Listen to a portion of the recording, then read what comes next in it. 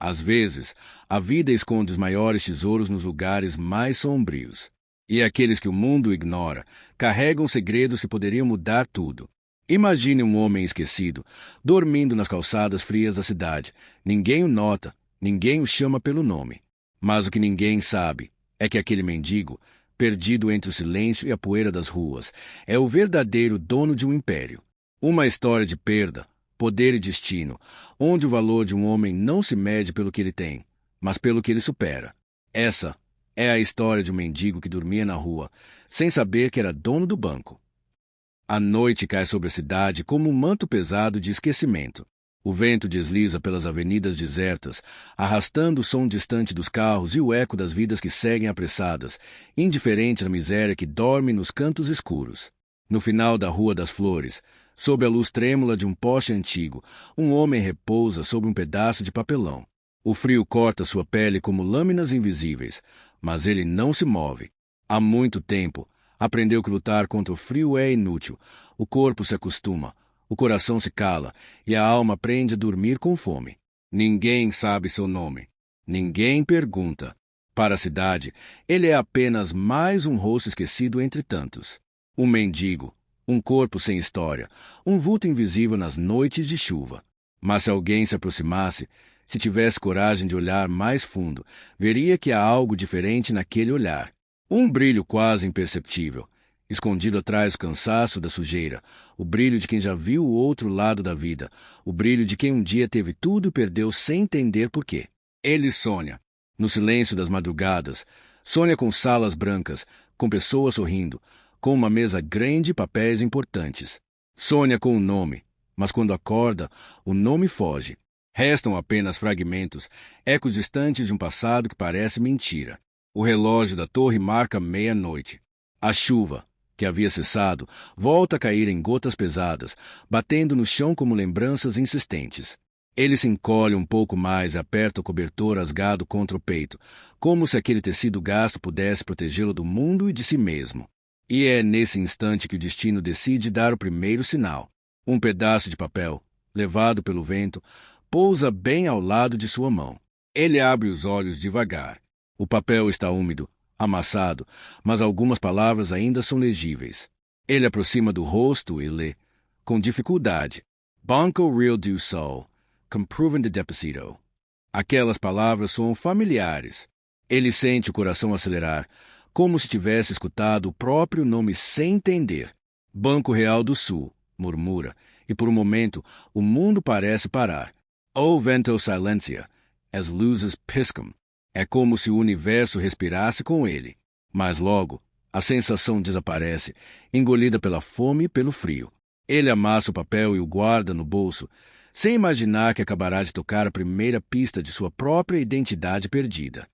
A madrugada segue, lenta e úmida. O mendigo tenta dormir novamente, mas algo incomoda sob o corpo, um volume estranho no chão, duro e frio.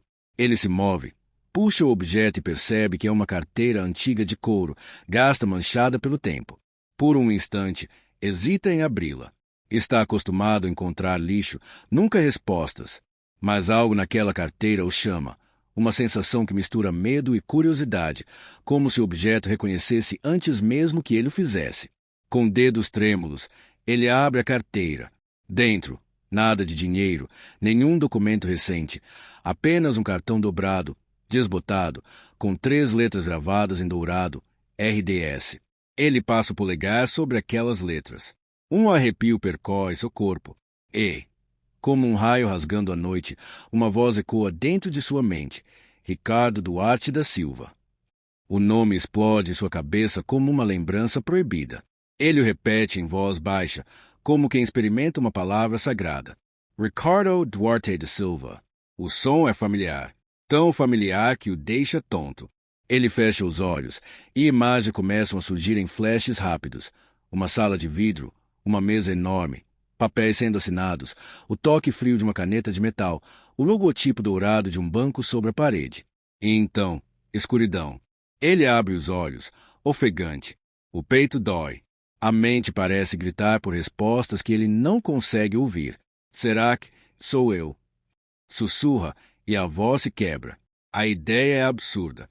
Um mendigo dono de um banco? Um homem esquecido nas ruas sendo o mesmo que um dia comandou um império financeiro. É loucura. E ainda assim, no fundo do peito, há algo que pulsa dizendo que sim, que tudo isso é verdade e que o mundo esqueceu, mas o destino não. Ele segura a carteira com força, como se temesse que ela desaparecesse. A chave engrossa. As gotas caem sobre o couro, limpando a lama, revelando com clareza as iniciais que brilham sob a luz trêmula do poste. RDS. O nome agora é mais que uma lembrança, é uma ferida aberta. Ele olha para o céu e fala, como quem desafia o próprio universo. Se esse nome é meu, então por que perdi tudo? O vento sopra mais forte. As nuvens se movem. Por um instante, ele tem a sensação de que alguém observa das sombras, como se o passado tivesse olhos. Ele não sabe, mas nas janelas iluminadas de um grande edifício no centro da cidade, o mesmo nome, Ricardo Duarte da Silva, está gravado em uma placa dourada na entrada do Banco Real do Sul. E dentro do prédio, uma foto antiga mostra um homem sorridente com o mesmo olhar cansado que agora encara o céu de uma calçada suja. A história começa ali, na fronteira entre a miséria e a memória. Um homem que perdeu tudo, inclusive o próprio nome, e que, sem saber, está prestes a descobrir o maior segredo da sua vida. O amanhecer chega devagar, como se o sol tivesse medo de iluminar a verdade que dormiu entre o frio e a miséria. As gotas da última chuva ainda escorrem pelas calçadas, refletindo um brilho dourado que corta a escuridão da noite anterior. O homem desperta. Seus ossos doem, sua respiração pesa, mas algo dentro dele pulsa, uma inquietação que o faz lembrar do nome que sussurrou pela primeira vez em anos, Ricardo Duarte da Silva. Ele toca a carteira que encontrou, como se o objeto fosse a única prova de que não enlouqueceu. As letras douradas, agora limpas, parecem olhar de volta para ele. RDS, 3 letras que perseguem, 3 letras que soam como uma promessa quebrada. O vento da manhã sopra frio. Pessoas passam ao longe, apressadas, ignorando o homem sentado contra o muro, com os olhos fixos no nada. Mas dentro da mente dele, algo começa a se mover. Uma lembrança, uma voz, uma imagem. Ele fecha os olhos e vê um corredor branco, o som de passos firmes ecoando sobre o piso de mármore. O som de sua própria voz dizendo: amanhã fecharemos o contrato. O futuro do banco depende disso. Ele abre os olhos de repente, assustado. O coração dispara. O banco, aquele mesmo nome impresso no comprovante que o vento trouxe na noite anterior. O Banco Real do Sol. O nome agora é mais do que uma lembrança, é uma âncora. E o que era apenas um eco distante começa a se transformar em uma certeza dolorosa. Ele não é apenas Ricardo Duarte da Silva. Ele é, ou foi, o dono daquele banco. Ele se levanta devagar, cambaleante, e começa a caminhar. As pernas tremem, o corpo pede descanso, mas algo dentro dele empurra, uma voz silenciosa, uma necessidade de entender quem ele é. O caminho até o centro da cidade parece interminável. Cada passo é uma luta contra a dor, contra o peso passado que começa a despertar em fragmentos desordenados. O som das ruas volta a invadir seus ouvidos, buzinas, conversas, o tilintar de moedas nos bolsos de quem tem pressa. Ele se mistura à multidão, mas a sensação de deslocamento é cruel. Todos parecem pertencer àquele mundo, menos ele. Até que, entre os prédios altos, ele a vê, a fachada imponente de vidro e pedra, com letras douradas brilhando sob o sol. Banco Real do Sol. O coração dispara novamente. Ele para na calçada, incapaz de respirar por um instante. Cada detalhe da fachada desperta algo nele. O formato das janelas, o reflexo do letreiro, o som distante de vozes conhecidas. Ele se aproxima, e por um segundo, seu reflexo aparece no vidro, sujo, cansado, irreconhecível. E atrás desse reflexo, dentro do prédio, uma foto antiga presa à parede mostra um homem elegante de terno escuro, sorriso confiante, olhar firme. Abaixo da foto, o nome gravado em dourado, Ricardo Duarte da Silva, fundador e presidente. O mundo gira. Ele se apoia contra o vidro, atordoado. As imagens voltam com força. Reuniões, aplausos, promessas, contratos. E depois, o caos. Uma discussão, uma traição, alguém gritando, o som de uma porta batendo. o gosto metálico do desespero, mas a memória para ali. O que aconteceu comigo? Murmura, com a voz rouca, mas ninguém ouve, ninguém reconhece. Para todos, ele é só um mendigo curioso demais. Uma mulher que sai do banco o encara com desprezo e desvia. Um segurança observa de longe, desconfiado. Ele sente o peso dos olhares, mas também algo mais. Uma força estranha o mantém de pé, como se o próprio edifício chamasse de volta. E naquele instante, algo muda. Do outro lado da rua, um homem de terno observa a cena. Olhos frios, rosto sério. Ele fala algo no celular, sem tirar o olhar do mendigo. Ele voltou. Ricardo sente o arrepio percorrer a espinha. Ele não sabe, mas o passado acabou de abrir os olhos. Às vezes, a verdade não dorme, apenas espera. E quando ela desperta, arrasta tudo que encontra pelo caminho. O mendigo que o mundo esqueceu está prestes a descobrir que o poder, o dinheiro e o destino têm uma dívida antiga com ele. E o Banco Real do Sul, a mesma instituição que ele fundou, guarda um segredo capaz de mudar tudo. Mas o maior mistério ainda está dentro dele. Porque, antes de recuperar o que perdeu, ele precisará lembrar por que perdeu. O sol já se despedia, pintando o céu com tons de cobre-sangue. Ricardo permanecia parado diante do edifício que levava o nome que o perseguia como uma sombra, Banco Real do Sul. O reflexo no vidro mostrava um homem dividido. De um lado, um mendigo de olhar cansado e roupas rasgadas. Do outro, através do vidro, o vulto de executivos apressados, ternos impecáveis, passos seguros. Dois mundos separados por uma parede transparente e, ainda assim, conectados por um passado esquecido. Ele sentia o coração bater devagar, pesado, como se cada batida trouxesse uma lembrança sufocada. As vozes ao redor desapareciam. O barulho da cidade se dissolvia num silêncio espesso, até que estava apenas o som da própria respiração. Era ali, naquele lugar, naquele nome, que tudo havia começado e terminado. Mas a lembrança ainda estava presa. Ele não sabia como caiu, nem quem o empurrou. E então, pela primeira vez, ele decide entrar. Os seguranças o barram antes mesmo de dar o primeiro passo. Não pode entrar aqui, senhor. A palavra senhor soa quase como uma ironia. Ricardo tenta responder, mas sua voz falha. Ele olha para o letreiro dourado acima da porta e murmura. Esse lugar era meu. Os homens riem. O público na calçada observa com curiosidade e desprezo. Mas há algo diferente nos olhos dele, um tipo de certeza que não se compra nem se explica. Ele recua, sem resistência, mas sua mente não recua. Ela desperta. O nome Banco Real do Sul ecoa em sua cabeça, acompanhado por uma voz grave, familiar. Apenas assine, Ricardo. Confie em mim. Eu cuidarei de tudo. A cena é rápida, nebulosa, como um fragmento de sonho. Ele vê uma mesa enorme, pilhas de documentos e um homem sorrindo, um sorriso frio, preciso, calculado. Um rosto que ele não consegue identificar por completo, mas os olhos, aqueles olhos, ele nunca esqueceria. O mesmo homem que, agora, o observa do outro lado da rua. Ele sente o olhar antes mesmo de ver o rosto. O homem das sombras está ali, encostado em um poste, vestindo um terno escuro e segurando um guarda-chuva fechado. Os olhos, frios como aço, observam cada movimento de Ricardo. Quando percebe que foi notado, o homem apenas dá um meio sorriso, o mesmo sorriso da lembrança. Ricardo Sente Osang Dealer. Um calafrio percorre-lhe o corpo. Eu te conheço, murmura, tentando recordar. Mas o outro apenas vira as costas e entra em um carro preto estacionado na esquina. O motor liga, o carro parte devagar, e Ricardo fica ali, imóvel, com a sensação de que algo antigo e perigoso acabará de acordar. Enquanto observa o veículo desaparecer, uma série de imagens violentas invade sua mente. Vozes, contratos, gritos.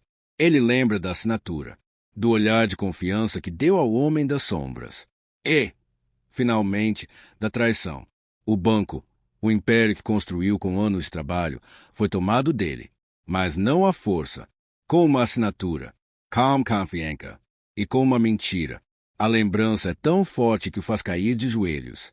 A mente se ilumina com fragmentos de uma reunião secreta, vozes dizendo: ele não vai notar. Assine agora, antes que perceba. Quando o conselho assumir, ninguém o defenderá. E então, o som de uma porta se fechando e o silêncio. Ricardo abre os olhos. As lágrimas misturam-se à poeira da calçada. A verdade começa a se formar. Alguém o traiu. Alguém muito próximo. Ele segura a carteira com força. Dentro dela, o cartão RDS e o velho comprovante de depósito. Ele vira o papel e, pela primeira vez, nota uma pequena assinatura no rodapé. A Moreira. O nome explode em sua mente como uma bomba de lembrança. André Moreira. O nome do homem que ele um dia chamou de irmão. O amanhecer chega como uma ferida aberta, trazendo uma luz suave demais para um homem que carrega tantas sombras dentro de si. Ricardo caminha devagar, sentindo o peso de cada lembrança que finalmente despertou. As ruas parecem diferentes agora, não apenas frias e indiferentes, mas cheias de sinais que ele nunca notou antes. Placas, vitrines, rostos. Tudo parece sussurrar o mesmo nome, André Moreira. O vento traz o cheiro distante do café das padarias e o murmúrio das pessoas começando o dia. Ele observa os carros passando e pensa em quantas vezes percorreu aquelas mesmas avenidas dentro de um carro de luxo, com destino ao mesmo banco que agora o rejeita. É uma ironia cruel. O mundo gira, mas o coração humano parece permanecer preso no mesmo ponto. Ele para na beira da calçada e olha para o céu. Há uma pergunta que o atormenta mais do que qualquer lembrança. Por quê? Por que André o traiu? Por que alguém a quem confiou tudo, o banco, os sonhos, o nome, o empurrou para o abismo?